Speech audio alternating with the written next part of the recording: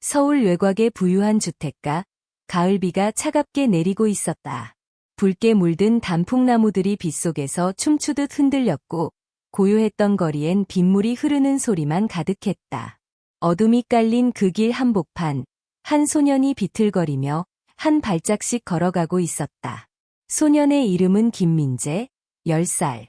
그의 옷은 낡고 젖어 몸에 달라붙어 있었으며 얼굴엔 피곤과 두려움이 가득했다. 그는 힘겹게 무거운 문을 찾아내어 떨리는 손으로 초인종을 눌렀다. 여기 무슨 일이야? 돌아가. 문 옆에 설치된 스피커에서 거친 목소리가 들려왔다. 거절당한 민재는 눈을 감고 떨리는 목소리로 말했다. 비가 너무 많이 와요. 잠시만 서 있게 해주세요. 제발요. 그의 목소리는 약하고 간절했지만 대답은 냉혹했다. 여긴 아무도 받아주지 않아. 다른 곳으로 가. 소년의 몸은 점점 더 빗속으로 스며들듯 축축해졌고 추위에 떨던 그는 도저히 발걸음을 옮길 힘이 없었다. 희미한 빛이 새어나오는 커다란 저택의 창문을 멍하니 바라보며 그는 생각했다. 여긴 분명 따뜻할 텐데 들어갈 수만 있다면. 그때 저택 안에서 책을 읽고 있던 최준호 회장이 초인종 소리를 들었다. 그의 얼굴엔 깊은 주름이 새겨져 있었고 그의 손에는 오래된 책이 들려 있었다. 그는 항상 혼자였다. 10년 전 딸 최수진과의 다툼 이후 그는 가족의 온기를 잃고 그 고독은 집안을 가득 채우고 있었다. 밖에서 소란이 왜 이래? 그는 지팡이를 짚으며 물었다. 비를 피하려는 아이가 초인종을 눌렀습니다. 회장님. 하지만 쫓아냈습니다.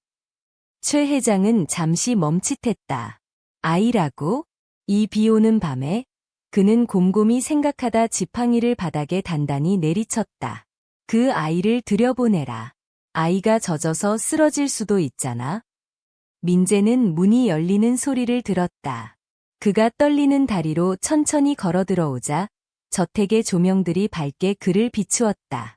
넓은 정원, 우아한 한옥풍의 기와 지붕, 그리고 화려하게 장식된 나무들이 꿈처럼 보였다. 민재는 순간적으로 자신이 잘못된 곳에 들어온 게 아닐까 두려웠다. 그러나 그의 눈은 이내 저택의 따뜻한 불빛에 끌려갔다. 이쪽으로 오거라. 최 회장은 직접 현관문으로 나와 민재를 손짓했다. 이름이 뭐니? 왜 이 밤에 혼자 있는 거야? 민재는 떨리는 목소리로 대답했다. 김민재예요. 집이 없어요. 엄마는 일을 찾으러 갔는데 돌아오지 않으셨어요. 저는 그냥 비를 피하고 싶었어요. 최 회장의 눈빛이 잠시 흔들렸다. 그러나 그는 아무 말 없이 손짓의 관리인에게 명령했다. 따뜻한 수건과 옷을 가져오고 따뜻한 음식을 준비해라. 아이를 편안히 하도록 해. 민재는 따뜻한 수건으로 몸을 닦으며 감사의 눈빛으로 최 회장을 바라보았다. 그러나 최 회장은 여전히 엄격한 표정을 유지하며 생각에 잠겨 있었다. 이 아이는 어디서 왔을까? 그리고 왜 이곳까지 왔을까? 그 순간 민재가 우연히 거실 벽에 걸린 한 그림을 바라보았다. 그것은 젊은 여자의 초상화였다. 그녀의 얼굴은 따뜻한 미소로 가득했고 긴 검은 머리가 그녀의 순수함을 강조했다. 민재는 그림을 보자마자 숨을 멈췄다. 엄마. 그는 눈물을 참으려 했지만 목소리가 떨렸다. 최 회장은 그 말을 듣고 깜짝 놀라 지팡이를 쥔 손에 힘을 주었다. 너, 이 그림 속 여자를 알아보는 거니? 이 여자가 내 엄마라고? 민재는 떨리는 목소리로 대답했다. 네. 엄마가 이 그림을 보여주신 적 있어요. 엄마가 돈을 모으면 저를 데리고 할아버지를 만나러 간다고 하셨어요. 최 회장은 큰 충격을 받았다. 그 그림 속의 여자는 그의 딸 수진이었다. 그는 눈을 감고 깊이 숨을 들이마셨다. 설마, 이 아이가 내 손자일 줄이야. 그러나 그의 마음속엔 여전히 의심과 혼란이 남아 있었다. 만약 이게 거짓말이라면? 이 아이가 정말 수진의 아이라면 수진은 지금 어디에 있는 거지? 비는 여전히 내리고 있었다. 민재는 떨리는 손으로 수건을 꼭 쥐고 있었다. 그의 눈은 아직도 그림을 향해 있었다.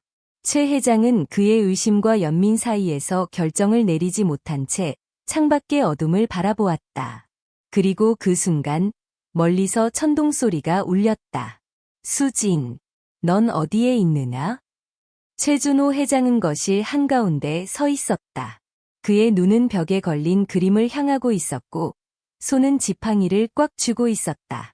그가 너무도 잘 아는 얼굴, 그의 딸 최수진의 초상화가 거기에 있었다. 엄마. 민재의 떨리는 목소리가 다시 한번 공간을 울렸다. 작은 목소리였지만 그 울림은 최 회장의 마음을 흔들기에 충분했다. 민재야. 최 회장은 잠시 침묵을 깨고 낮고 단호한 목소리로 물었다. 내가 말하는 엄마가 이 그림 속 여자라고 했니? 민재는 두려움 섞인 눈으로 고개를 끄덕였다. 네, 엄마는 제가 아빠 없이 자랐지만 할아버지가 계시다고 말씀하셨어요. 이 그림을 보며 언젠가 꼭 저를 데리고 할아버지를 만나러 가겠다고 하셨고요.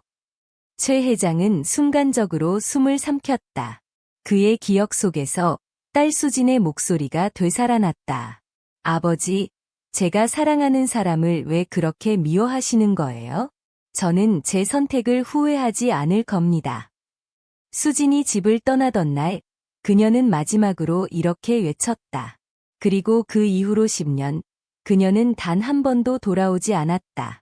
민재의 이야기가 이어졌다. 엄마는 항상 바쁘셨어요. 하지만 매일 저녁마다 제 머리를 쓰다듬으며 말씀하셨어요. 민재야, 내가 자라면 우리 꼭 다시 행복한 가족이 될 거야. 하지만 그 약속은 지켜지지 않았어요.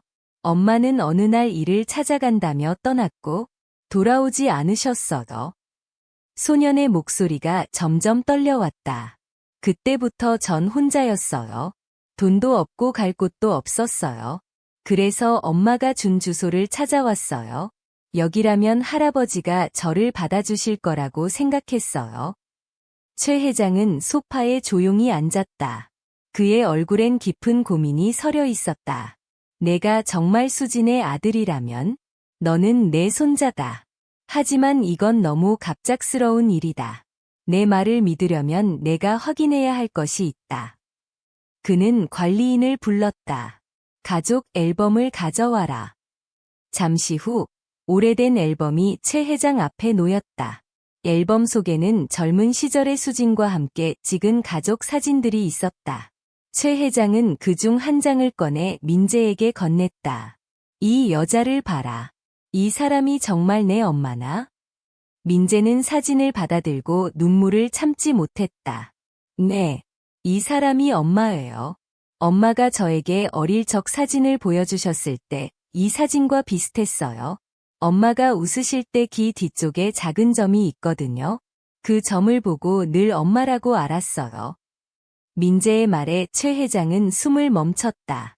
귀 뒤쪽의 점은 오직 가족들만 아는 특징이었다. 그의 가슴은 복잡한 감정으로 뛰기 시작했다. 그 점을 어떻게 알지? 정말로 내가 수진의 아들일지도 모르겠구나. 하지만 최 회장은 여전히 마음속 깊은 의심과 두려움을 떨치지 못했다. 만약 민재의 이야기가 거짓이라면? 아니면 수진이 이 세상에 더 이상 존재하지 않는다면? 그의 머릿속엔 끊임없이 이런 생각들이 떠올랐다.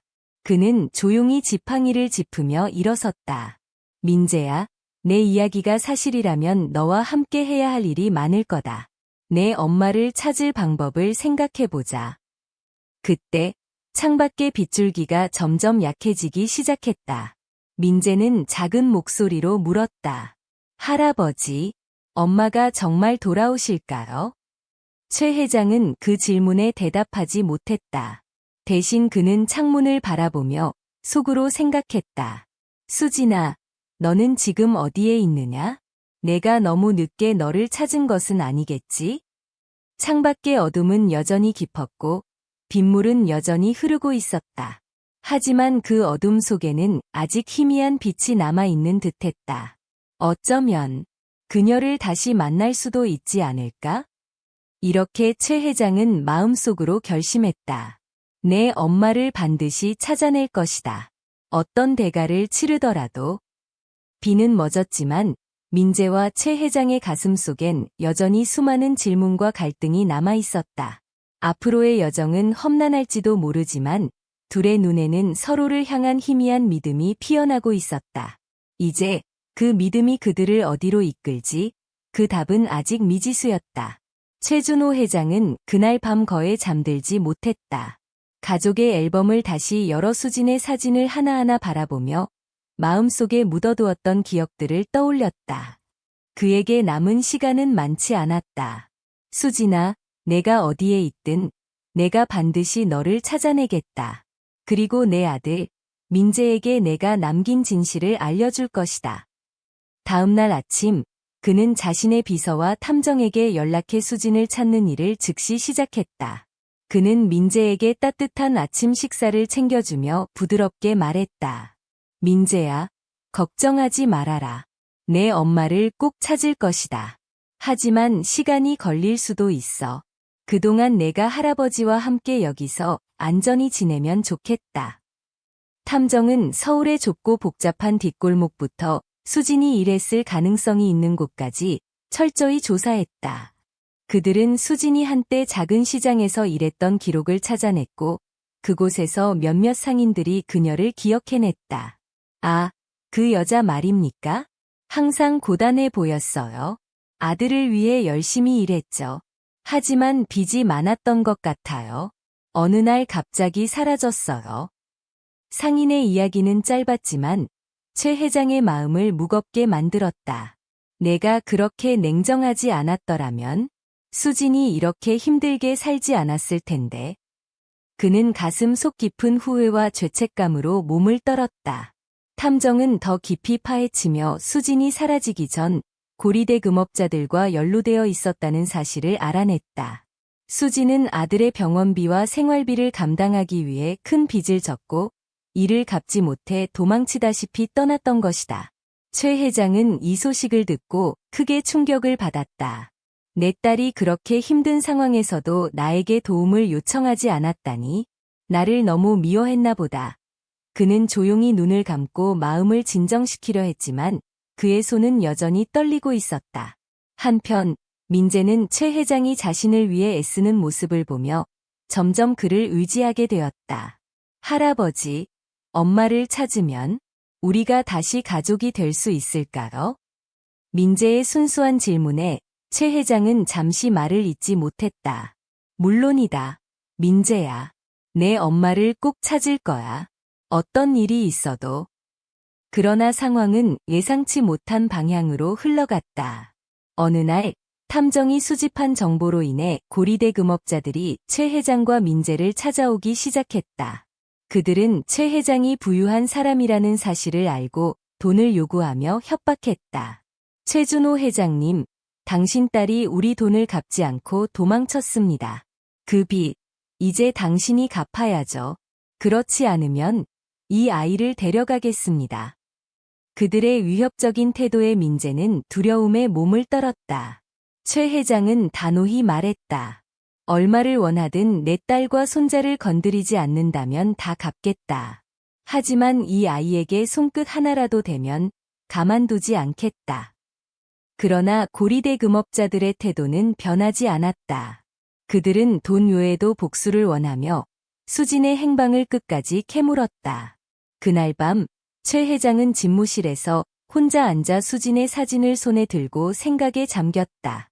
수진아, 내가 정말 이 세상에 없는 것은 아니겠지? 내가 정말 나를 원망해서 돌아오지 않는 것은 아니겠지? 그는 손으로 이마를 짚으며 깊이 한숨을 내쉬었다. 다음 날 아침, 탐정은 한 병원에서 희미한 기록을 발견했다. 그것은 2년 전 이름이 없는 여성이 중상을 입고 병원으로 실려왔다는 보고였다. 그 여성은 의식을 잃기 전 민재라는 이름을 계속 불렀다는 증언이 있었다. 이 소식을 들은 최 회장은 가슴이 두근거렸다.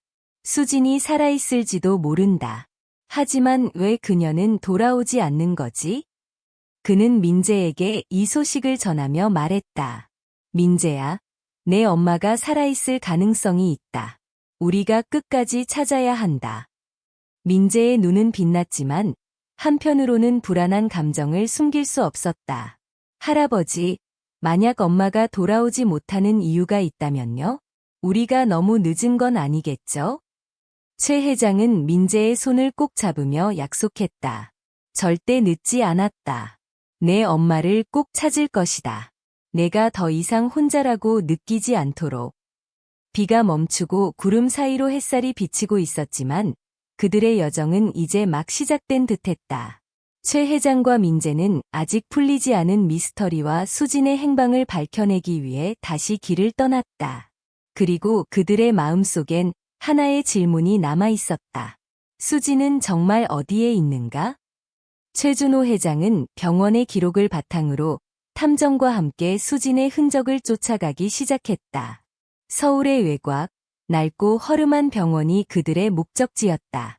병원 앞에 도착한 최 회장은 그 오래된 건물의 회색 벽을 바라보며 깊은 한숨을 내쉬었다. 여기서 수진에 대한 답을 찾을 수 있을까? 아니면 또 다른 절망만 남을까? 그들은 병원의 오래된 기록 보관실로 안내되었다. 기록을 담당하던 간호사는 먼지가 가득한 파일 속에서 2장의 문서를 꺼냈다. 2년 전 이름 없는 여성이 이 병원으로 실려왔습니다. 중상을 입은 상태였고 거의 의식을 잃은 상태였어요. 그녀는 몇 시간 동안 민재라는 이름을 반복하며 울부짖었습니다. 민재라는 이름이 언급되자 민재는 손을 움켜쥐며 간신히 눈물을 참았다. 최 회장은 떨리는 손으로 문서를 받아들고 그 내용을 읽었다. 치료가 이루어졌지만 상태가 너무 심각해 결국 그녀는 회복하지 못했습니다. 사망 원인은 과다출혈과 감염이었습니다. 간호사의 목소리는 차분했지만 그 말은 최 회장과 민재의 가슴에 비수처럼 꽂혔다. 민재는 간신히 떨리는 목소리로 물었다. 엄마, 정말 여기서 돌아가셨나요? 엄마가 저를 부르셨다고요? 간호사는 미안한 표정을 지으며 고개를 끄덕였다. 네, 하지만 그녀는 끝까지 아이를 걱정하며 눈을 감았습니다. 그녀는 자신이 남길 수 있는 건 하나뿐이라며 이 편지를 남겼습니다. 간호사가 건넨 봉투를 받은 최 회장은 천천히 그것을 열었다. 안에는 손으로 급하게 적은 몇 줄의 글이 있었다. 글씨는 떨리고 흐릿했지만 그것은 분명 수진의 것이었다. 아버지, 죄송합니다. 제가 선택한 삶이 틀렸다는 것을 알았지만 이제는 되돌릴 수 없다는 걸 압니다. 민재를 부탁드립니다. 그는 제가 세상에 남긴 유일한 빛입니다. 아버지, 제발 민재를 지켜주세요. 최 회장은 편지를 읽는 동안 눈물을 참지 못하고 울음을 터뜨렸다. 수진아, 내가 이런 고통 속에서 나를 찾으려 했는데도 내가 너무 늦었다니 용서해다오. 민재는 편지를 읽고 나서 울면서 말했다. 엄마는 저를 정말 사랑하셨던 거죠? 엄마는 저를 잊지 않으셨던 거죠? 최 회장은 민재를 꼭 안으며 대답했다. 그럼, 민재야. 내 엄마는 너를 너무도 사랑했다. 내가 그녀의 전부였어. 병원에서 돌아오는 길, 민재는 조용히 차창 밖을 바라보며 눈물을 닦았다.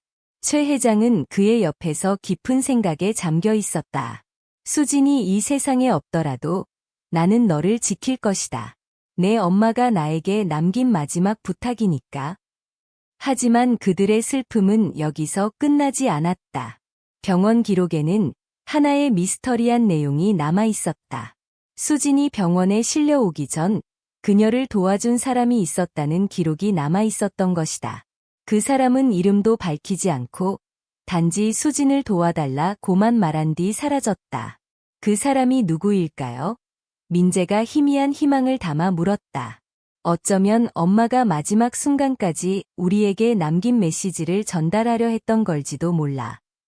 최 회장은 차분히 대답하며 눈앞의 가능성을 곰곰이 생각했다. 민재야, 이건 끝이 아니다. 우리가 찾아야 할 진실이 아직 남아있다. 내 엄마와 관련된 모든 것을 밝힐 것이다. 비록 수진의 죽음은 확인되었지만 그녀의 마지막을 함께한 미지의 인물과 남겨진 흔적들은 여전히 미스터리로 남아있었다. 그날 밤, 민재는 할아버지의 옆에서 작은 목소리로 속삭였다. 할아버지, 엄마가 정말로 우리를 보고 계실까요? 최 회장은 잠시 침묵하다 대답했다. 분명 그렇다. 내 엄마는 언제나 너를 지켜보고 있을 거다. 그러니 우리는 절대 포기하지 않을 것이다. 어둠이 내린 저택의 창밖, 하늘엔 별이 하나둘 떠오르고 있었다.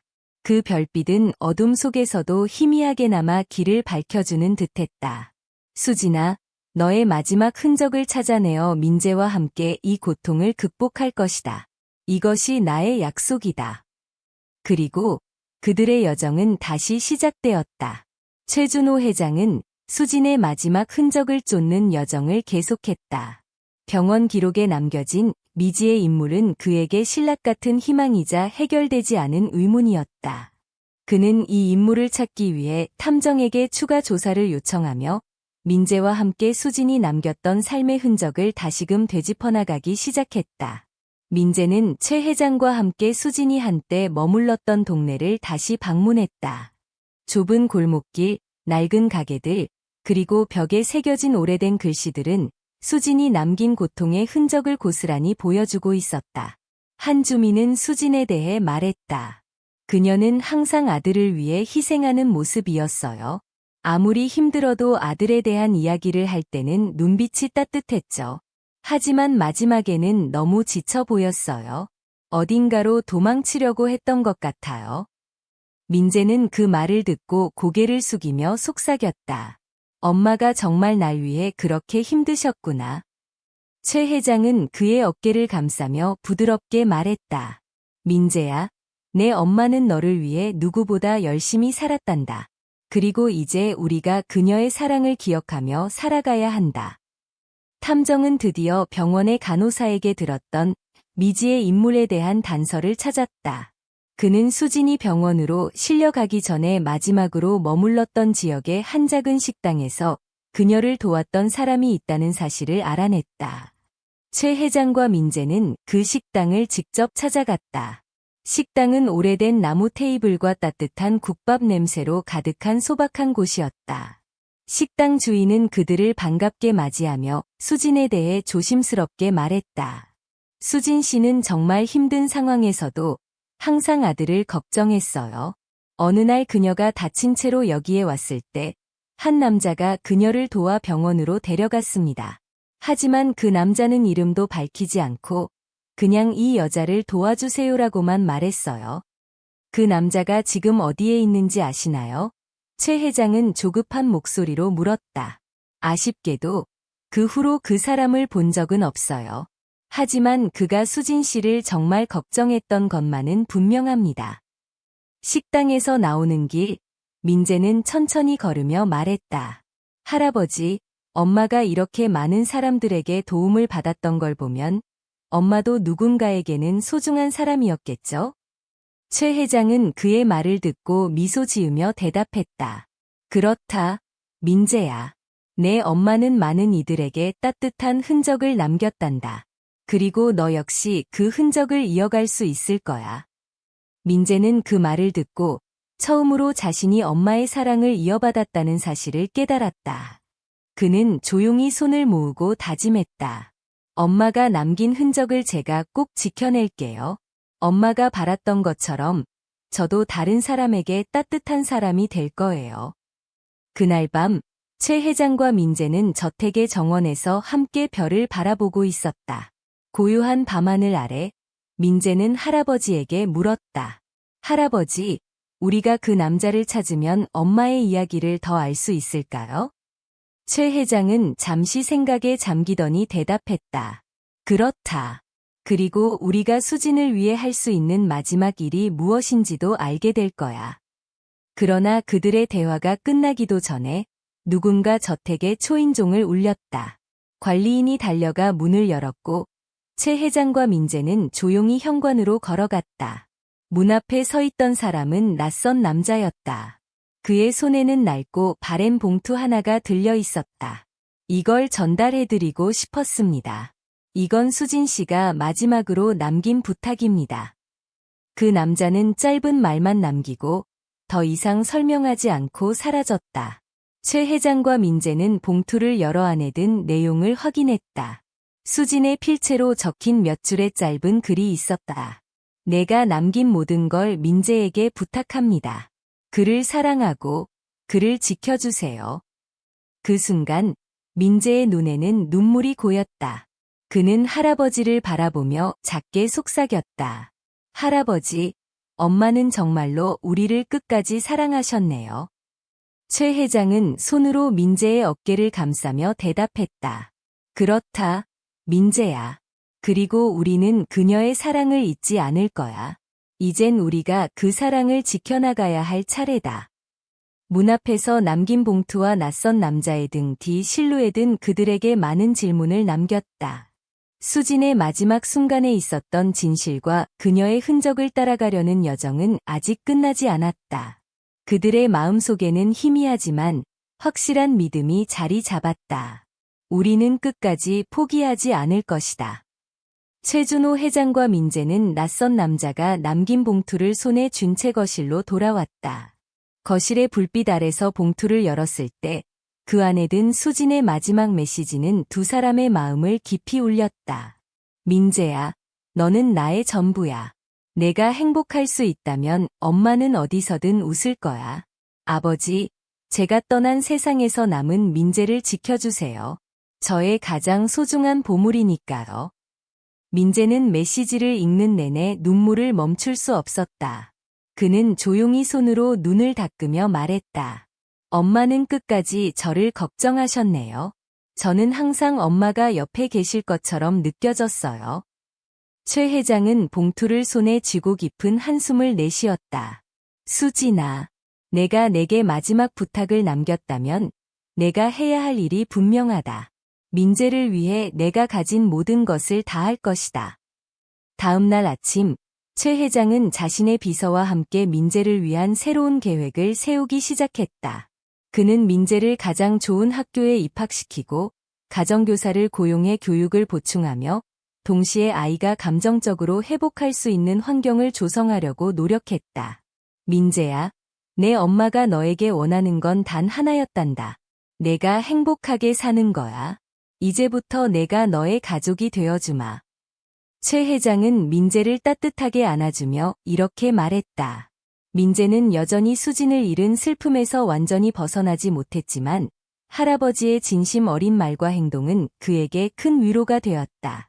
그러던 어느 날, 최 회장은 탐정으로부터 또 다른 단서를 받았다. 그것은 수진이 생전에 남긴 은밀한 계좌와 관련된 정보였다. 계좌에 남아있는 마지막 거래 기록은 작은 농촌 마을의 한 주소로 연결되어 있었다. 최 회장과 민재는 직접 그곳을 찾아갔다. 그곳은 서울에서 멀리 떨어진 조용한 시골 마을이었다. 작은 초가집과 푸른 논밭이 펼쳐진 풍경은 두 사람의 마음에 묘한 감정을 불러일으켰다.